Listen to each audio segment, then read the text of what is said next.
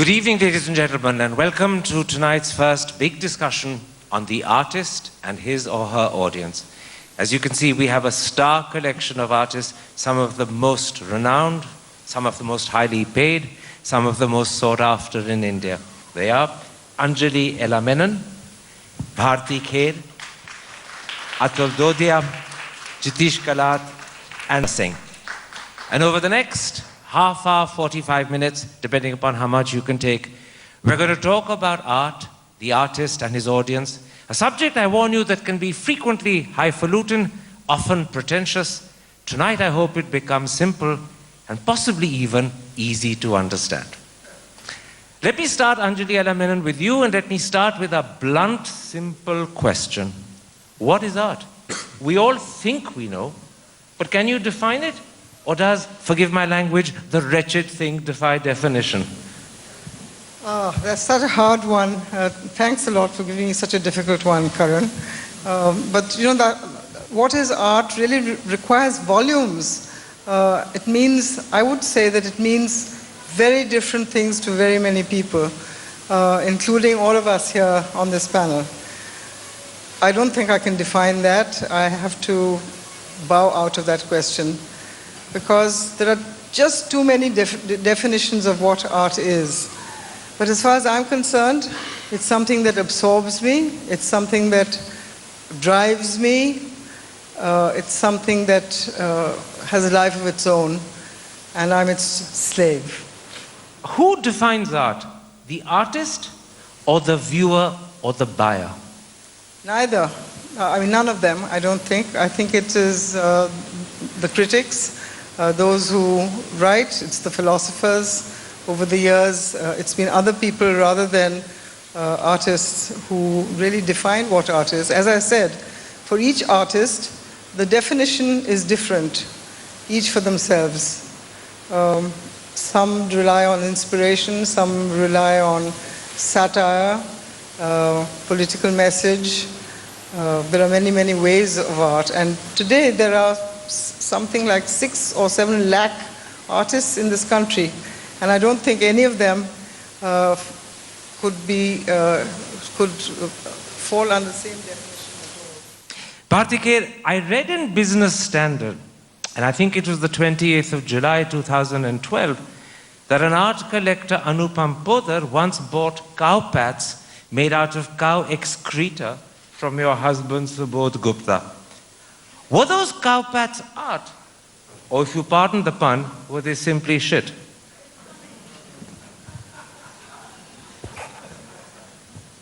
Hi, Karan. Such a nice question. Art is faith. It's all about faith. And artists name things. And when they've named them, they become those very things. So the question of what actually is art, it's nothing. It's nothing to anybody, it's nothing to me. But if I put faith in an object and I believe in that object, for me it becomes art. Whether you believe in that object or not makes no difference to me. Whether somebody buys it, and if they believe that that object has meaning, then that meaning for them is something that takes them on a journey as well. The art world is a very interesting place because actually we're all crazy people. And we all have this, we all have a madness, and the madness is really about companionship, and it's about a journey, it's about conversations, it's about questions that don't have answers, it's about answers that, that don't even take you anywhere specifically. So if, when fellow travelers talk to us, walk with us, it's not to say that the artist is ahead and you are behind, or they follow and we go. We all sort of walk together in some ways. So your question is not really to be an answered one, I'm afraid. But I like the concept of art as faith. Does it mean that the relationship between the artist and the viewer, or the buyer, is a bit like God and the believer? God and the believer. I'm an atheist, so I don't really do that one, so. Let me put that to you, Atul Dodia. Does art have to be appreciated by the eye, understood by the mind, or ultimately, does it have to touch something in your heart?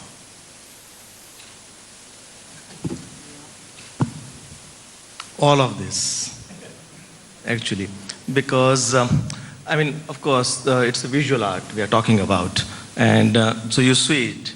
One thing, the kind of art we do, it has definitely lots of emotion in it. So obviously, it comes from heart, and it's seen that way. Say, color red means something for me, something to me, and it could be totally different emotionally feeling, you know, about the same color, how you would feel. So depends, and like I remember when I did my shutter works, for the early shutter works where I would invite viewer to throw it up and pull it down. So it was not just you experience with your eyes, but you also use your muscles. There's a sound, there is a very heavy industrial sound which when it hits up and all that. So I think it all together, you know, makes the work work, and that's how you experience the whole thing. You know, Jitish Kanath, many ordinary people, and probably I put myself at the forefront of that, find modern art obscure and perplexing. They look at it and they don't know what to make of it. Does the fault lie in them because they lack sensitivity, or is there an onus on the artist to make himself understandable? We didn't realize Karan's going to appear as devil's advocate. But, well, I don't think the fault really lies with anybody, because I mean, partly as Bharti said, it actually isn't. I mean, the art appears in the conspiracy at the moment of viewing. And that's a very silent internal process. I call it a conspiracy because others can't see it. It happens somewhere in your mind's eye as a viewer, and it may not be actually what the artist intended. So you can actually watch a viewer jaywalk away from your intention in the manner in which the person's viewing it. But I think that would be incidental to the entire process of actually making or exhibiting your work. I mean, everyone should be free to experience art or life or every object the way they choose to. And I think really the rules shouldn't vary too much for art. But I suppose what I was asking is this: what do you say to a viewer who looks at a painting and says, I don't understand what I'm seeing? Whose fault is it that he doesn't understand? Well, I think we often ascribe elite status to what the brain can tell you. I mean, there are many, many ways in which we view things. I mean, we view things with our mind's eye, with our body. We also view through a cellular system. You know, it's the fact that you don't have your brain telling you examples from artistry while you look at an object doesn't disqualify the viewing without the knowledge of art. So you could actually look at an object without essentially being tutored with the idea of art as you would expect it to be viewed. So there isn't one way of viewing. There's not a manual of viewerly instructions. So there's no correct and wrong way of seeing a painting? There isn't. I mean, you can progressively educate yourself with artistry if you choose to, but I think that again would be ascribing one particular way of viewing art, which is valuable but not necessary. I suppose this raises the question then, if they're saying, who are artists, or in your case photographers, producing for?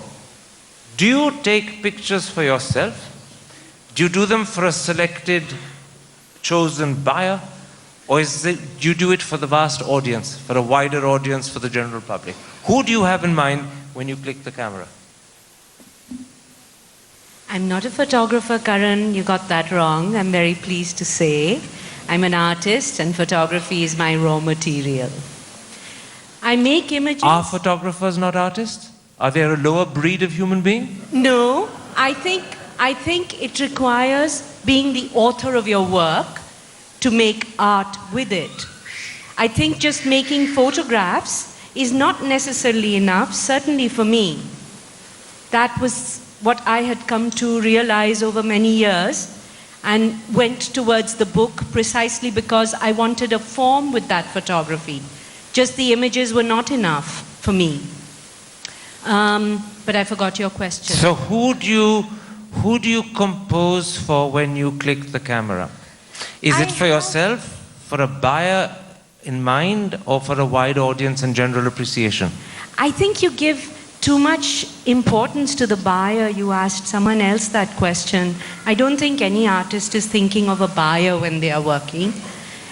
Largely for whatever it is that is interesting me. But sometimes I make photographs for friends that I'm thinking about, or writers I have read, or musicians whose work I have got very inspired by. They may not even know about it, they may never know about it, but that is what gives me the inspiration and drives the entire work, sometimes over years. One piece of music, one book. So it's a personal expression, not a public statement. It's a personal expression that sometimes does become a public statement, but that's not the reason I do it. I just feel I have to do something, and I do it. I totally, totally believe in it, get obsessed with it. It leads me to the form. I don't have a form to start with. So now the form is making museums, so I make museums.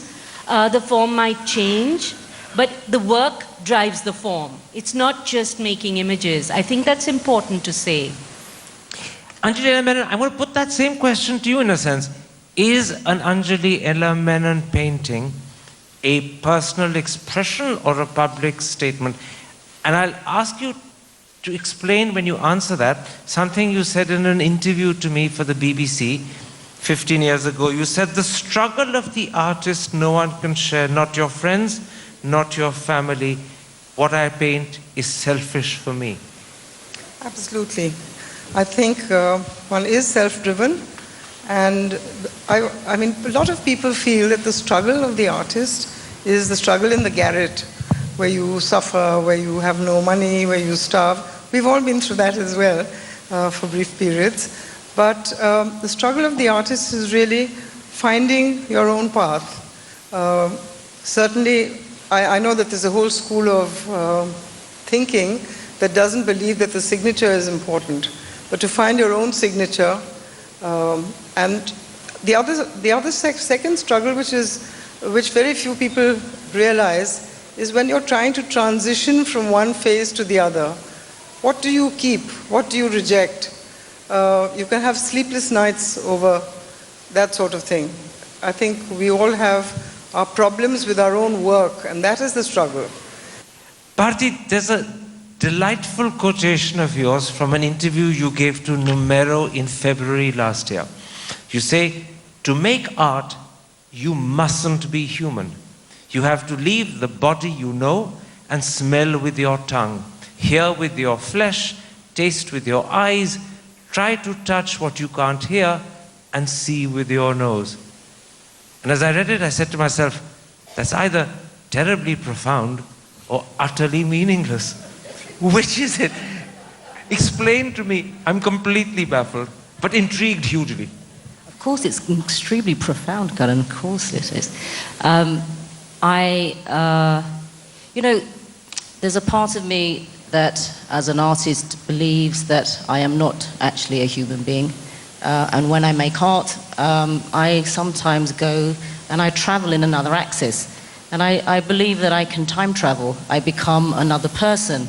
I see in other dimensions. And so when we go back to you asking this question, because I'm actually intrigued by this question of what the public and who do we make art for, the idea that, you see, I'm a scholar. I'm a scholar of art in the way that you may be a scholar of what you do, and you practice and you work every day. I don't know what the Dow Jones means. If I want to know what it means, I have to go and learn about it. In the same way, if you want to enter the art world, and I may be very snobbish here, and I do purport to be quite elite. I am elite. If you want to know about my world, you have to enter my world in the way that I have. If I wish to enter your world, I have to make an effort. If I want to go and speak, if I want to go to Greece and I want to speak to people, I have to learn how to speak Greek. So the art world is a place where, if you wish to enter, we are very welcoming. But there is a scholarship. There is a lot of people who have spent probably their lifetimes doing things actually that nobody needs. Art is a vocation actually of doing things that don't need to be done. It's like music, it's like poetry. Nobody needs poetry, nobody needs music, but what is it about it that makes you feel so very connected? And it goes back to my quotation. If you want to be an artist, you cannot be human. These are very primal. We are all primordial beings. And at some level, we all need to go back to our primal self. It makes us feel good. You don't make art from here. You make art from your stomach. A variant of that answer, Atul Dodia, is something that you said in an interview to the magazine Art India. You said, my art has its roots in other art. It grows from there.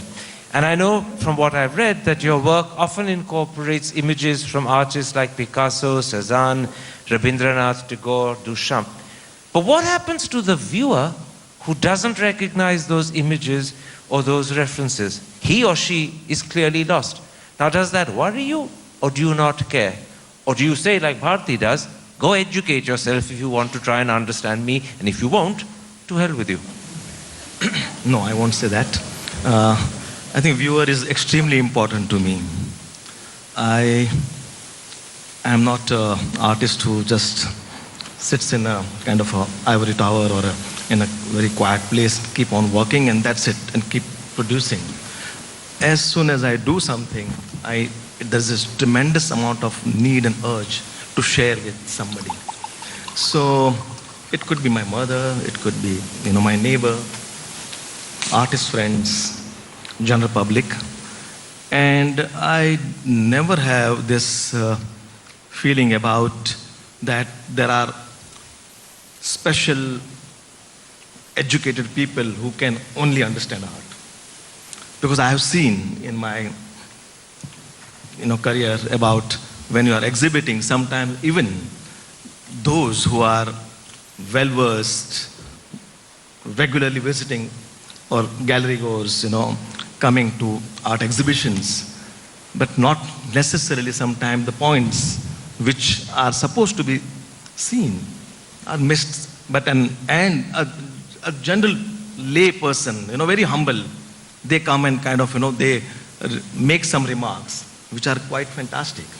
Okay, that's one thing. But second thing is, about, I think, yeah, it's true that art comes from art. You go to, say, Mahabaleshwar or Matheran on a sunset point and you see sunrise or sunset. You don't paint, but you see Van Gogh's sun. You see Sky by Turner. And then, I think, that triggers. So I think it's, what we see in life is one thing. That doesn't, kind of inspires or kind of encourages ones to kind of create work. But it is the art which generates art. That's definitely, that's what I believe. So let me be naughty. Unlike Bharti, you don't see with your nose, taste with your eyes, smell with your tongue. No, I don't. Which means you're human when you paint. Well, that was a way of saying probably. But what I mean is this, that, your whole body is involved while painting. It's not just, like, how to say, but it's, like, there is so much involvement. It's not just that when I leave my studio, it's over. No, I still carry with me. I sleep, I drink, I eat. The concern with creativity, concern with painting, it remains all the time. So I think probably it's in that broader context probably one must see it. This is fascinating. Is art elitist, as I think I understood Bharti to say, or is it for everyone? In other words, is it for the cognoscenti who understand, or is it for buddhus like me who don't?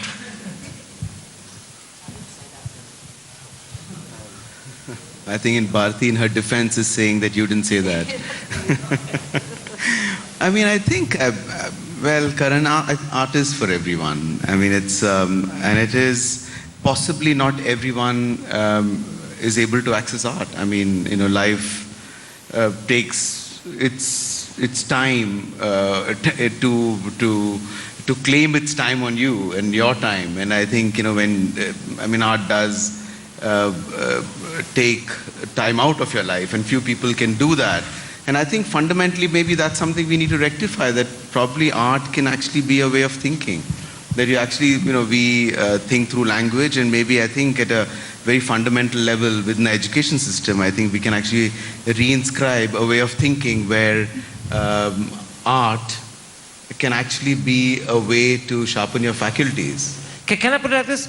Can anyone who walks into the Tate Modern understand what they're seeing? Which is why I think that the word understand means that there's a particular thing that Appreciate. Each like.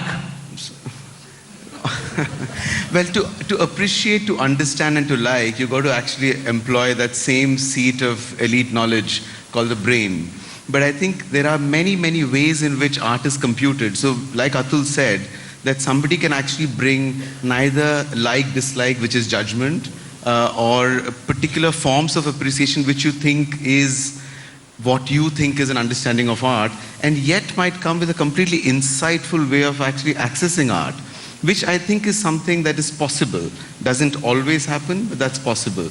But I think there is also a code through which, and here I think what Bharti was trying to point to is there's a code through which you understand art through the understanding of art. And I think Atul suggested that too, because when you look at a sunset, you would remember a whole set of sunsets that make you look at the sunset differently. And that's yet another way of looking at art. So I think there's not one way of looking at art, as there is not one thing called art, Danita, is art also a way of understanding the artist behind it? How much of your work reveals you? Or to put it differently, if one looks collectively at your oeuvre, does it plot a sort of autobiography? In my case, I think it does. Sometimes it's very hidden, like in File Room, but that happens to be my most biographical work. But that's not the point. The point is what you, Karan, will get from seeing the work, what you take away from it. You might think it's deathly boring to see rooms full of files. You might think it's really exciting. You have a visceral response. Whatever it is, I can't do anything about it because I made that work. I make my work because I have to. And I go through that process. So it's wonderful if you do like it, appreciate it, get angry, respond in some way. Liking doesn't matter. It's about whether you respond. But if you don't, I can't change what I do. I'm not working for someone out there. But then, do I understand you correctly if I say what you're telling me is art is not saying so much about the artist, it's actually telling the viewer something about himself or herself when he or she responds to it. In the best case scenario, I mean, that is wonderful so if that happens. So it reveals something about me to me. That would be wonderful if that happens. But I think if it can just shift something in your imagination, that's a lot already. And if it goes to as far as revealing something to you about yourself, that's incredible. It happens sometimes, and it's quite magical when that does. And therefore, do all art forms work the same way? Dance, music, painting, sculpture? They reveal something about the viewer to the viewer, assuming the viewer is sensitive enough to feel it. I think it's great that you talk about all the forms, because if I can just say, continue with what Chitish said, I think it's wonderful that India today has these art awards. But I think what would be great is if there was actually a course on creativity in the schools. Because I think if you learn to dissect art, it actually helps you figure out a lot of other things in life. It's a way of living. And if you can teach that, I'm asking for the moon when I ask for a course on creativity. But if we could teach that in the schools, I wanted to go to the IAS Academy and teach creativity, but nobody would have me. I think there is a lot to be said for art education at a school level, at a college level, in the kind of people you become and the responses you have. The IAS Academy, I take it, is not the Islamic State Academy. It's a different IAS you have in mind. Anjali Menon, you once said in an interview, markets success with artistic worth. But if a painting is not to be judged by the price it sells, how do you objectively assess its value? Or is it impossible to be objective about art? Is all appreciation necessarily subjective, individual, personal? The market certainly has begun to play a very important role in this whole art world. And I think that's unfortunate, because if you're going to link the value of a painting to its present market value, which also fluctuates madly, the market is extremely fickle. So I think artists have to really detach themselves or keep themselves as far away from their aspirations in the market. I wouldn't say from the market, but from their aspirations in the market. And I say this very much to a lot of young artists who go in or who take up this profession or vocation, whatever you might call it, for the wrong reasons. So I don't think that we should be at all or ever governed by what we perceive the market is going to do to us. I think that's really the way to hell. Bharti, I was forewarned before I began that at no cost must you ask her questions about the cost or price or money, so I won't. But I'll ask you a different question instead. Artists get identified in the mind of the press, and maybe even the public, with the price at which their work sells. How disagreeable is that? So, actually, what I want to talk about quickly is just to go back to the other idea of what art was, because I just wanted to pick up on what Daini does. I'm going to totally ignore your question. Is that how is it that we actually see? So, actually, you're not a Philistine. Since the day you were born, you have been processing 100 frames a second. Every time we look out in the world, we are processing information, and these are images. When you look at art, you have to understand that art is really about people who slow time images. What we're doing is actually capturing the moment, and we're slowing it down.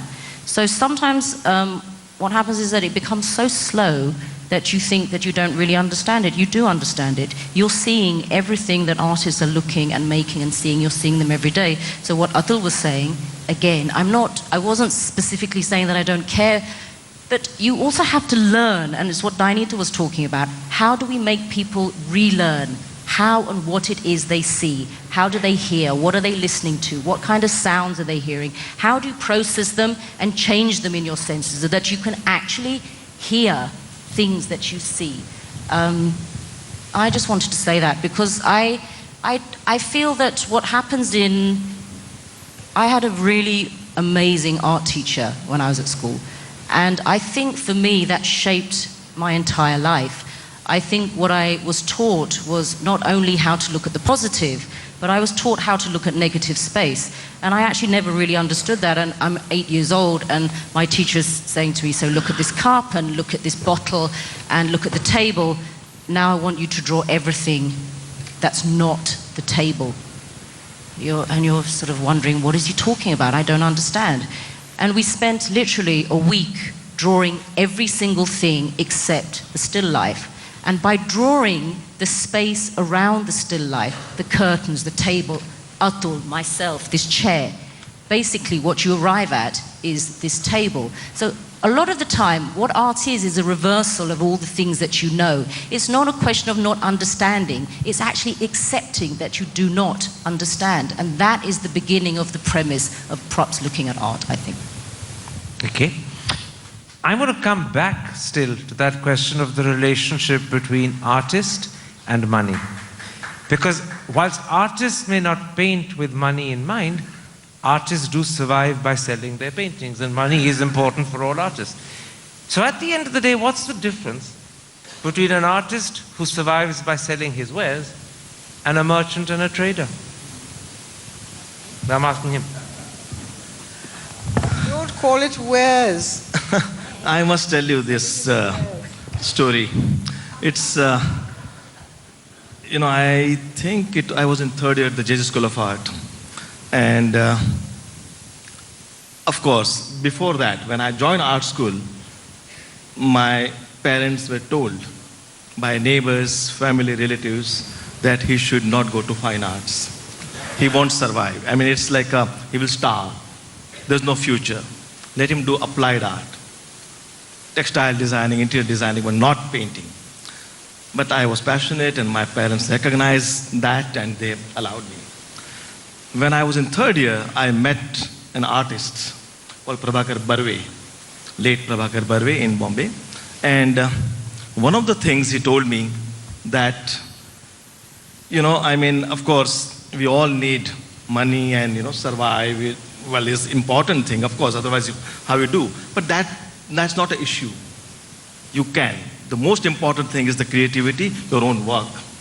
If you can't afford, oil on canvas, then you do watercolors. If you can't do watercolors, do pen and ink drawings. If we can't afford that, then we'll take cooked rice and newspaper and do collage. But we will just do that. We would not kind of, succumb to the market and demand and then what is required in the, or people like it and you just do that. No. So I think that was the kind of, idea. And I saw Barve working in a single bedroom studio, and Tayyab Mehta all life. He painted in one bedroom, which was his studio. So I think money is really not important at all. It's not important. It's a creativity, the experience of a work of art. What happens when you see a work of art, we forget ourselves. That's the thing. How insulted does an artist feel when the media talks about him and her simply in terms of the price at which their paintings are sold? Because that happens in headlines. You've seen it, It's 2 crores, very 10 crores, 100 I crores. totally agree. It's very sad. I had told in one of my interviews that, you see, when Tayyab Mehta, all life he painted, and he was not mentioned in any American newspaper. When the painting was sold in an auction for $1 million, the more than a half-page article appeared in New York Times. Why not before that? You judge an artist not by his work, but by the money he fetches. That's very bad. Tell me, Jitesh, about the relationship between an artist and his or her work. Does it stop, that relationship, when it's finished and it's sold? Or do you passionately care about what happens thereafter? Who owns it, how it's framed, what it's surrounded by, and even perhaps what people think of it? Well, the relationship, I think, continues. Not in the manner that you describe it, but I think in the manner that you continue to sort of rethink what you did. And in a particular moment, and a work, long gone, suddenly reincarnates as a new work. And I think that's a process that we are always in the midst of. Our studio is nothing but the reincarnation of older works that essentially find new meaning. And I think so in that sense, perennially the work is never ending. It's actually, when you said the work stops, I think that itself seems somehow untrue, because it stopped for that moment, but I think in a sense it's only a matter of time before it announces itself again. And that's really part of the process of making work, it doesn't ever leave you. So are you possessive about what you produce? Is there a sort of umbilical cord that never snaps? Not in that sense. I think I used to feel more possessive. I think I'm less defensive about my work as well. I wouldn't defend fiercely because that is not the space at which I think of my work anymore. I think a few years ago I would, even today if I'm asked to do a talk on my work or a lecture on my work, I think I see it maybe a little differently now that the relationship has changed. If I talk about a work from the past, I think I need to think about it while I talk about it. Otherwise, talking about it is pointless. It's like a post-mortem, which is irrelevant. But I think it has to be in real time and meaningful. So not everything one makes is meaningful for one all the time. It's meaningful from time to time. Danita, I want to ask you a very different question. Is this 2016 an exciting time to be an artist in India? I think it's a very difficult time to be an artist, and my advice to everyone who asks me is to get a job. I think if people come to art thinking that there's a boom and they're going to be making lots of money. That's a very wrong reason to come to art. There's other things to do. But if they are dying to make art and they are willing to paint with rice and tea bags or whatever it is that is available to them, they have to have a job. So I think, for me, I would say to people it's really important to find another way of earning a living. And then if you're still driven and you can't bear to live without it, then you do it somehow. But can you explain how you began? You said this is a very bad time to be an artist in India. It's a bad time because I think a lot of younger people looked at my generation and thought, oh great, we can make a great living. And forgetting that there was a time of a certain boom that came and it went. And that was not the reason to become an artist. So now, I hope it'll be a better year. I hope people will start to realize that they're artists because they can't bear to not make art, but that there might be other ways to make a living as well. One quick question. Do artists need to go through the experience of living in a garret, poverty, suffering, pain, to produce or inspire the muse? No, I think people need to read, to go to literature, to go to music, to go to cinema to be inspired. I don't think it's necessary to be in what you're suggesting. I mean, that's this great romantic idea. But I think to think that you can survive as an artist doing... what happens to an artist in India, for example, if you're not doing work that could be potentially saleable in a gallery? What happens to those artists? One Khoj, one Kiran Nadar Museum, one Devi Foundation, 3, maybe 2 residencies in Bombay. It's really difficult. How, if you make work that cannot be sold in the gallery, how do you expect to live? And so how will art change? Anjali Elamenan, most people would say that the economic climate of the day must matter at some level to artists because they have to sell. But what about the political environment? Does that impact an artist? And does the political ambiance in which he or she lives have an impact on creativity? Only if we succumb. A short answer. So the artist has to be resilient and resistant and a fighter. Absolutely. We have to stand our ground in spite of what's happening. Is the challenge greater when the political environment is adverse? Of course the challenge is greater, but I hope that very few of us will succumb. And when you say you mustn't succumb, is that to be expressed through the painting or the art that the artist produces? No, we must continue to do what we believe in, what we have been doing. We shouldn't suddenly change our style or our subject matter to suit some kind of political pressures. But here, Karan, I would like to change this topic a little bit to, perhaps I don't have another turn, to say that you yourself have said that you didn't understand modern art. The point is that for us, it's been a wonderful time for art because look at the barriers that have been broken down. The barriers between painting and sculpture, between sculpture and installations. We have the kind of freedom of choice of subject matter and source material that we've never had before. And our greatest artists today, people like Subodh and Bharati and all the other panelists here, they are prime examples of that phenomenon where they are reacting and responding to the visual matrix of our own times. It's not that we're delving back into our past. I want to come back to this theme, Bharti Kher, about the environment in which the artist paints, sculpts, sings, dances. Is Modi's India a better environment for the Indian artist?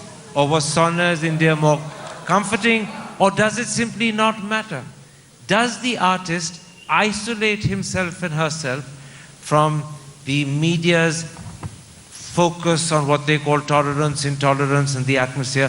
Is it irrelevant to the artist? Is it germane to the artist? That's the context in which I want to put it. Does it matter to you, the mood of the nation you're living in, or how the media presents it? You're asking, to the artist, nothing is irrelevant. Everything is relevant. We are probably the finest witnesses to what happens in an age, and if you look through history, it has always been the case. If I talk today about Modi's India, everybody knows very well what's happening. What I suggest, my suggestion, is just not, it's very simple. I think if you wish to see a country that expands in terms of, let's not talk about our GDP and all that, it's so boring. What about in terms of culture? How are we spreading, how are we talking about our ideas? What are we looking at in terms of a global structure? You know, we just need very simple things in India. It's not rocket science, and I don't care about politics. I couldn't care whether the Congress was in or the BJP in, they're all the same as far as I'm concerned. It makes no difference. What do we actually need to do? We need to sit down and actually have dialogue, which means that you need to positively look at what are the things that can be done. Why is it that almost every single person or half the creative people in the country are being totally ignored when it comes to policies of culture? How is it that we don't have an arts council? And if we did have an arts council, excuse me, I do not want a bureaucrat running my arts council. I'm not a doctor, and I'm not going to go and say tomorrow I'm going to perform surgery in Ames. I'm an artist. This is what I do. I am good at what I do. There are very many brilliant people in India who have been systematically ignored for a very, very long time, and they need a voice, and they need to determine and say how it is culture should be seen in India. And it's not to say, you know, you can't keep blaming the government, by the way. You don't do this, and you don't do that, and you don't do the other. People like Kiran, you've taken the reins, Anupam, Lekha, they take the reins, they started something on their own. This is what we need to do in India, but we need to be friends too. We need to support each other and say, okay, so if one starts a museum, how do we do it? Who comes into the government that's going to help us to sort of take away all these ridiculous blockades that are in place? Because actually, we are such a small percentage of the population that nobody really pays much attention to us anyway. And it's very interesting. If you look at the global art market internationally in 2014, I mean, it's very strange. I only read this because I was reading the Artist newspaper the other day. $68 billion. It's bigger than agriculture in America. It's bigger than the medicinal industry. There's so much potential, not just in terms of money, but just in terms of what we can share. We have 800 museums in this country that are functioning. We have no directors. Why? How difficult is that to do? I mean, the average housewife could manage it better than these guys are managing it. I simply can't understand. Our galleries function brilliantly well. The artists are running studios. We're all working. We're all doing. Why is it that we have no policy on arts? I don't understand. Atul Dodia, how does the artist define failure? Or is there no such thing as failure for an artist? Is failure lack of recognition by critics? Is failure a personal dissatisfaction with what you produce because it isn't what you wanted and you thought it would be? Is it inability to sell? Or is there no concept of failure for artists?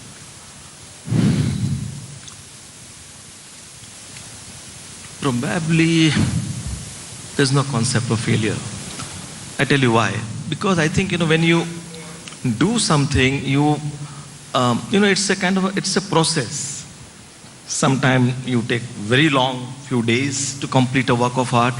Sometimes it's quite quick, but still, it's never a pre-planned, chalked out program which you have in mind, and this is what you want to achieve and here what you want to go.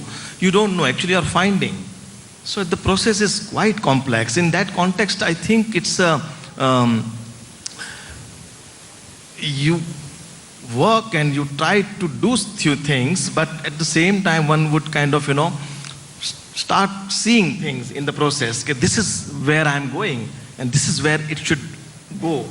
And sometimes it doesn't happen. So you feel that probably you've failed. But I think that's a very much part of the whole creative process. And we just accept it, acknowledge it, and kind of, move further. Because as soon as a work of art is done, like, you were talking about the collectors, and you asked the question, Jirish, about the attachment of work with a work of art. But generally it happens that you do it and then it's over, it's out. It should be out from my studio. It's like I immediately, I'm engaged in totally new set of problems, set of questions, So I think that's the way artists work. And that's the way, we kind of, we survive on those lines. I'm running out of time. I want to ask just two quick questions to you before I end. Are artists changing the world by the way they depict it, which is different to the way ordinary people like me see it?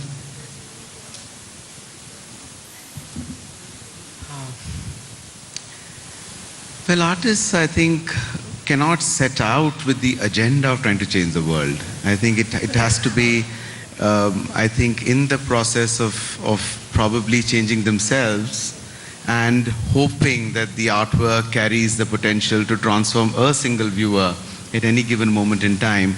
Maybe that's a process of transformation, but it's not a process that you can actually inscribe as a kind of internal manifesto that the work of art you're making with the purpose of changing the world. I think that would be, at least to my mind, not the manner in which I look at art. I think it cannot be addressed in that way to my mind. It has to probably be just the inverse. And perhaps also to let the entire change in the world be internalized to then be the process of making the work that in turn can then change the world. Danita, can I ask you the same question as well? I think art can ask questions. I think art is very good at putting the question out there in different languages. And I don't think art can change the world or give the solutions. I mean, the problems of this world are immense, and art is a very small part of all of that. But yes, it can put the questions out there, and I think creativity, if we had studies of creativity or education in creativity, I think that would really help solve some of the problems of the world. I think that would help. I don't know if art can help, but creativity, certainly. I'm afraid we've come right to the end of this discussion. My thanks to all the members of the panel for their fascinating answers. And my apologies, Bharti, I wasn't picking at you. I was simply being, as Jitish said, devil's advocate. And thank you very much for being such a wonderful sporting audience. Goodbye.